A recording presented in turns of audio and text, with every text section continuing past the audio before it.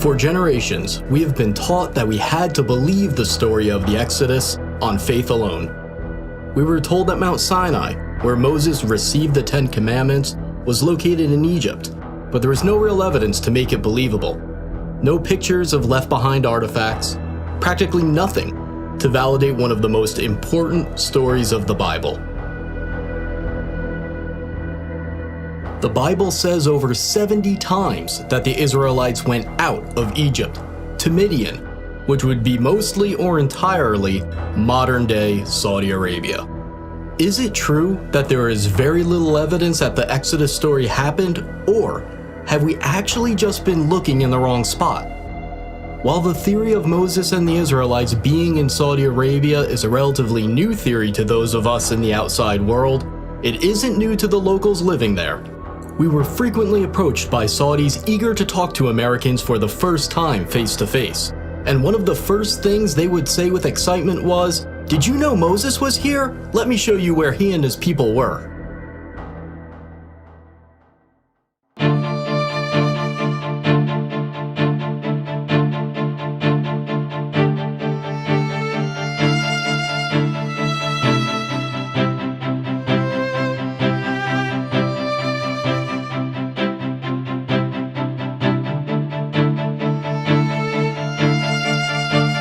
The tradition that the mountain in Egypt's Sinai Peninsula is Mount Sinai only dates back to the 4th century AD. New research based on Jewish, Christian, and Islamic sources indicate that there is a tradition that is 600 years older, and according to that tradition, Mount Sinai is in northwest Saudi Arabia. This other tradition points to Jabal Makla, a peak on the mountain range known as Jebel al-Lawz, as the true Mountain of Moses. Several historical sources, including Josephus, recorded that Mount Sinai is the highest mountain near a city that is today called Al-Bad. Locals refer to Jabal Makla as Jebel Musa, the Mountain of Moses. So you call this one Jebel Musa? Jebel Musa. One of the distinguishing features of this mountain is the blackened top that you can see right behind me. The Bible says that God descended upon Mount Sinai as a fire. The blackened peaks stick out from the surrounding areas, and the rocks are only black from the outside. Researchers disagree as to whether the blackened rocks are actual evidence of God descending upon the mountain as a fire like the Bible says, or whether it's natural volcanic rock. A small handful of Americans tried to sneak into this area in the late 1970s and the 1980s. They were arrested, and their photos and videos were confiscated by the Saudi police. Their evidence was lost. However, images and videos slowly began leaking out to the outside world. According to those who snuck in and were arrested, these sites were being kept secret by the Saudi regime, a theocracy that hid them from the world using fences and police and the threat of force. As I tried to understand why the Saudis were hiding this important site, I began reaching out to sources in the Islamic world. For 15 years, I've been in the fields of intelligence, counterterrorism, and international relations, and one of my best contacts had a story to tell. He used to belong to a jihadist group, and he even had meetings with Pakistani intelligence and close associates of Osama bin Laden. And now, he's speaking out for the first time. When I was in the jihad world, we all knew that the Mount Sinai was in Saudi Arabia. The people on the outside, even most Muslims, had no idea that it was there, because we fighters didn't want anyone to know about it. We all knew that the Saudi government hid it and protected it with security, and we all agreed with it. We believe that if a site, even a holy site, is visited by people and used for idolatry, it should be destroyed. But our hiding it, according to the Islamic law, is what saved it, so you can see it today and appreciate it.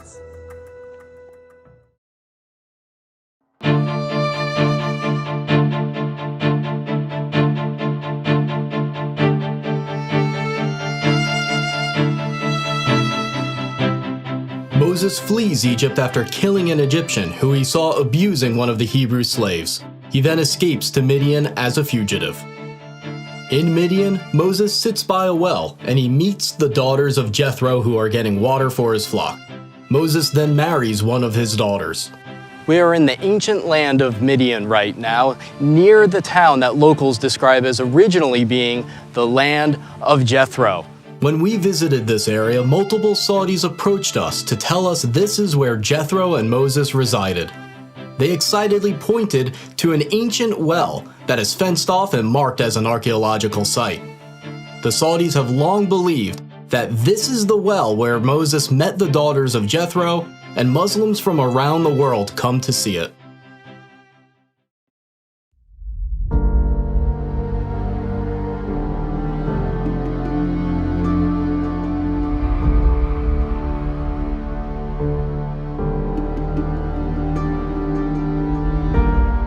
The Book of Exodus says that the Red Sea crossing happened at a spot named Yam Suf, but experts have long disagreed about where it was. There are two proposed Red Sea crossing sites from Egypt into Saudi Arabia.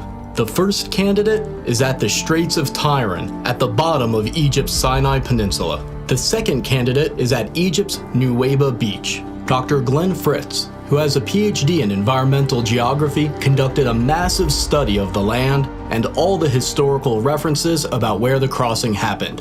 He found only one exact match: Egypt's Nuweiba Beach. Nuweiba Beach is almost 5 miles long and 3 miles wide, providing enough room for the Israelite population to fit. Here, they'd be trapped with the mountains on both sides, the Red Sea in front of them, and Pharaoh's army right behind them. Amazingly, there is a path under the water from Egypt into Saudi Arabia. The path is not too steep. The Israelites could have easily walked across if the waters were parted. Underwater research by Dr. Leonard Moeller showed strange shapes in the coral, leading some to believe that the remains of Pharaoh's army are there. According to this theory, the coral wrapped around the debris from Pharaoh's army and retained the shape of the objects after they dissolved. When they brought a metal detector down to the coral anomalies, the readings were consistent with circular patterns of metal resembling the parts of chariots. We had planned to dive near the possible Red Sea crossing point because it's a public diving site with stores where you can go and rent diving equipment. But we weren't allowed to. The Saudi police showed up, and they stayed with us until we left.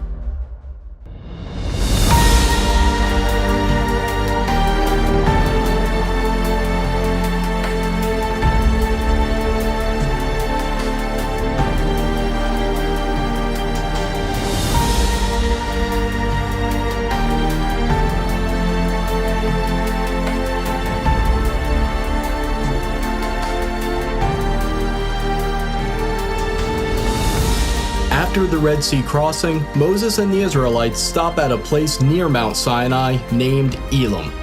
Desperate for water, they find a unique location with 12 wells and 70 palms. Along the path to the possible real Mount Sinai, there is a match for Elim with many palm trees and, to this day, 12 wells. Saudi locals pointed us to this location and specifically referred to it as Elim.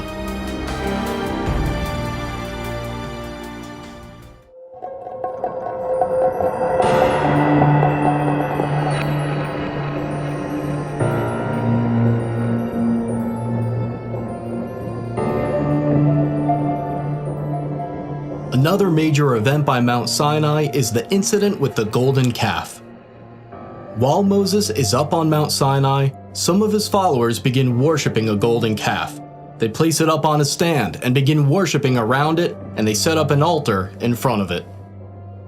When Moses comes down from Mount Sinai, he destroys the golden calf and sprinkles its remains into the river that comes down from the mountain. Here, in front of the mountain, we have the remains of what may have been that golden calf worship site. Now behind me, in this fenced-in archaeological site that the Saudis are protecting, you see both a stand with many petroglyphs of cows and people worshiping cows, as well as a structure that is slightly lifted that may be the altar in front of the golden calf stand. There's a sign in Arabic and English warning intruders against going into the area. The local tradition that this is where the golden calf was is so strong that if you approach it, you'll be suspected of searching for gold. According to the Bible, the worshippers of the golden calf say, "These are your gods, O Israel." This verse indicates that there are multiple depictions of bulls as the Israelites are worshiping the golden calf. On the top of the stand where the golden calf would have been placed, there is a circular indent where the rock has been worn down. It's speculated that this is where Moses grounded the golden calf into powder. After Moses destroys the golden calf, 3,000 of the golden calf worshippers are killed, so there must be a spot where thousands of people were buried. About 4 miles from this site, there's a massive ancient graveyard. It appears to be a mass burial site where the graves were dug all at once. It's located just outside the plain where the Israelites would have camped, so it's exactly where it should be if this is where that story took place. Here too, the Saudis have a sign identifying it as an archaeological site, and it's patrolled by police.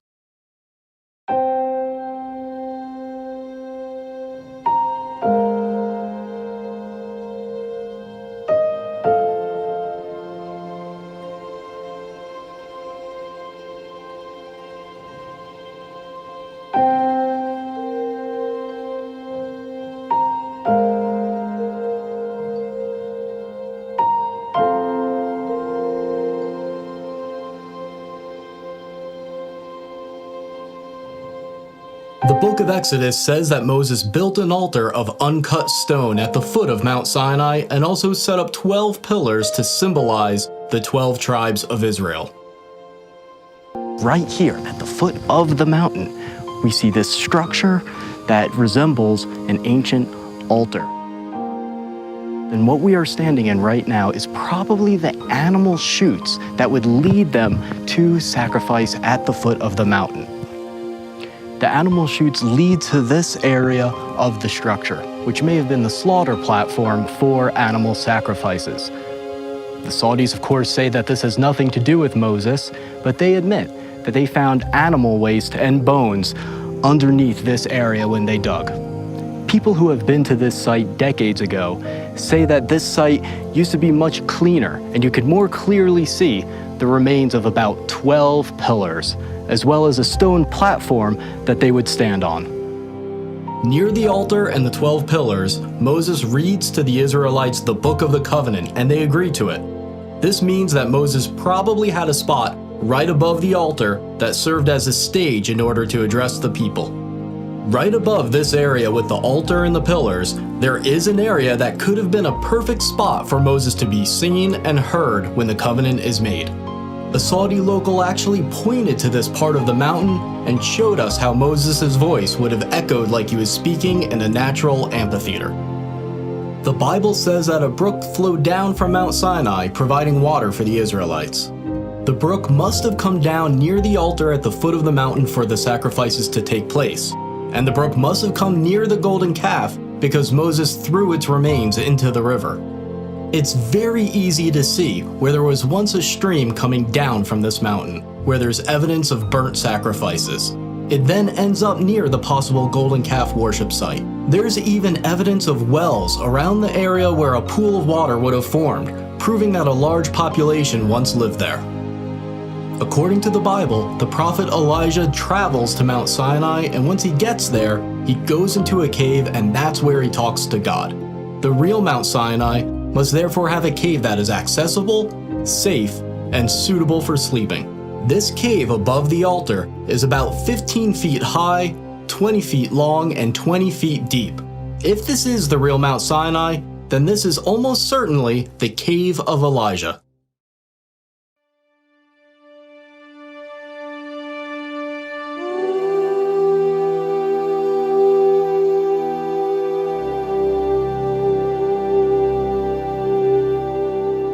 On the way to Mount Sinai, the Israelites camp where there's no water. Moses goes up to a distinct rock and strikes it with his rod, and miraculously, water pours forth for his followers.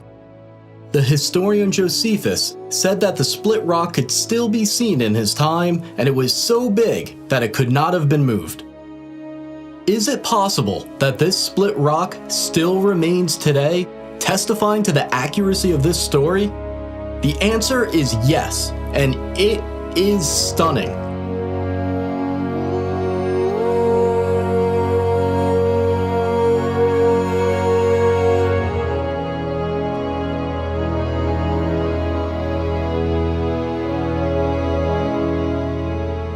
This split rock was first discovered by Jim and Penny Caldwell, an American couple that was working in Saudi Arabia in the early 1990s. The local Bedouins have long had two names for this area, the Water of Moses and the Split Rock of Moses. This split rock is on top of a 100-foot hill and is somewhere between 40 and 60 feet high. And what's really amazing about this specific location in the valley along the possible route to Mount Sinai is that the rocks underneath the split rock are smooth, as if tons and tons of water poured forth, forming a miniature lake at the bottom for the Israelites to drink from. If you have a relationship with a local, they'll tell you that this area is related to Moses, but the Bedouins that live here will try to keep you out.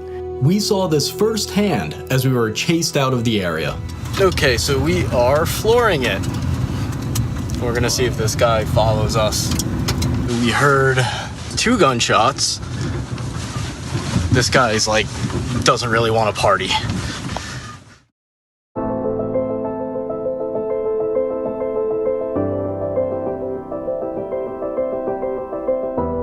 The Bible says the area near the split rock where the Israelites fought the Amalekites is named Rephidim, which means place of rest. Hebrew inscriptions we found there have been interpreted to say place of rest, the definition of Rephidim. Closer to the mountain, inscriptions have been found that Dr. Miles Jones, a scholar of ancient Hebrew, believes are talking about the battle with the Amalekites. He says one of the inscriptions refers to the death of an Amalekite. Nearby, there are 2 inscriptions that Dr. Jones believes are marking where a Hebrew mother and daughter died. The Bible says that God told the Israelites that they possess the land wherever the soles of their feet touch. Near the split rock and near the mountain, there are many inscriptions with an image of a foot and a sandal. Next to the image, there is Proto-Hebrew writing that means the sole of the foot. We also found inscriptions that were translated and found to refer to Yahweh, the Hebrew name for God. There's another area near the mountain named Wadi Musa, or the Valley of Moses. Here, a depiction of a menorah was found, and it might be the oldest depiction of a menorah known today. Now, a new eyewitness has come forward to reveal that the Saudis have been hiding the evidence of the Exodus since at least World War II. This man was an American pilot who met the king of Saudi Arabia. Bob Cornuke was one of the first people to reach Jabal Maqla in the 1980s, and he recently interviewed that pilot and made the footage available for this video.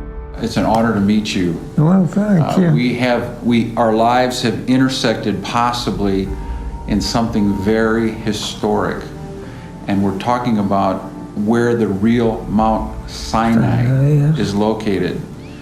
And I had no idea that someone as far back as World War II would have seen the mountain and had been told that the mountain was the holy mountain of Moses. Did any of the Muslims tell you that that was a holy mountain? Oh yes. I guess everybody in the military knew it was holy. Yeah. Well, they forbidden me to fly around it, and it was off limits that I'd be killed either by God or by maybe some of them, I don't know. And when I took off, I was half scared to death. You bet I flew around it. But it was different than the rest of the mountains because it was black on top? Oh, it was a blackish green. It was dark enough to be somewhat frightening. You don't know what I really believe. I think it's Mount Sinai. I think God let me fly around it. That's what I think. I think He let you and me both live. Why haven't we heard about this other candidate for Mount Sinai? Why has almost the entire focus been on the traditional site despite its lack of compelling evidence. Think about how many things line up with the biblical story right here at this mountain. There's a beach and path where the Red Sea crossing could have happened, matching the biblical account. You can see how the Israelites could have camped near Elim with its 12 wells and 70 palms. Along the way to Jabal Machlah, there's a split rock and area suitable for camping. There's a mountain referred to as the Mountain of Moses, with a large plain in front of it where millions of Israelites could have camped. You can see an altar of uncut stone at the foot of the mountain, where there's evidence of burnt sacrifices, right where it should be. There's evidence of bull worship, and you can see exactly how Moses would have seen the golden calf worship going on as he came down from the mountain. There's a brook that comes down from the mountain just like the Exodus story says. You can see right where the cave of Elijah might have been. All of these little details have to fit, and they fit. After I came back from the trip, people asked how I felt standing there where so few people have been able to, and the predictable feelings were easy to describe. The adrenaline, amazement, awe, but there was an emotion that was more difficult to describe. I didn't deserve to be there. I'm not someone who's given away his wealth to the poor, I'm not a scientist or a pastor, and there are still days where I feel like I have no faith at all. But then as I looked at the mountains, I remembered something. The Bible has a clear pattern where God doesn't use the best or the most expected. Even Moses was so insecure that he didn't want the job. Rather than using the most qualified, the pattern is that God uses the unexpected, the insecure, the flawed, the depressed, the doubter, the underdog. Every single person can make a difference, especially those that think they can't. As you watch this, the Saudis are constructing a super city that is planned to be 33 times the size of New York. If all of us don't take action, Saudi construction in the area may destroy key evidence and prevent excavation for the foreseeable future. To try to stop these sites from being threatened, we have set up a website and a nonprofit organization to support further research and to convince the Saudis to preserve the sites so they can be saved and investigated.